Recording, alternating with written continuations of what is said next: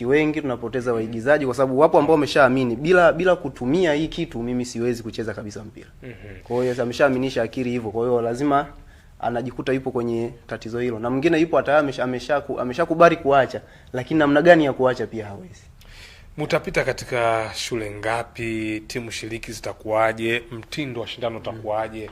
Pia elimu itatolewaje, kwa sababu kuna michezo na elimu hapo kwa pamoja. Sasa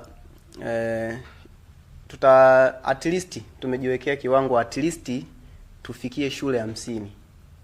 Lakini tunaweza kwenda zaidi ya hapo endapo kuna wadau wengi watajitokeza kutupa support juu ya hilo. Lakini angalau kwa shule 50.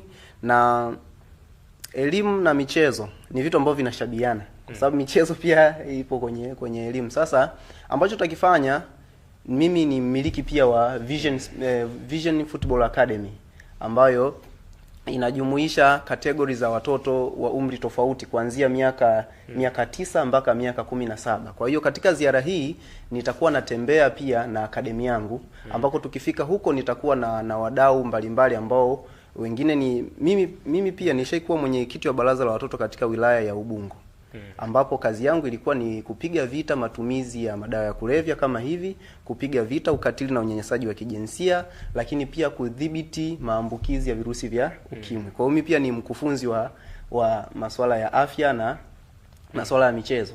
Kwa hiyo katika ziara hii tutakuwa tunaambatana na wadau na wakufunzi wa masuala hayo. Ambao utakuwaje kiujumla mashindano yenyewe?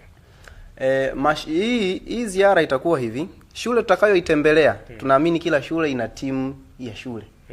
Kwa hiyo akademi yangu itacheza mechi na timu ya shule, ambapo kwenye timu ya shule hiyo sasa tunaweza tukapata vipaji vingine, ambao vile vipaji ambao tutaviona kwenye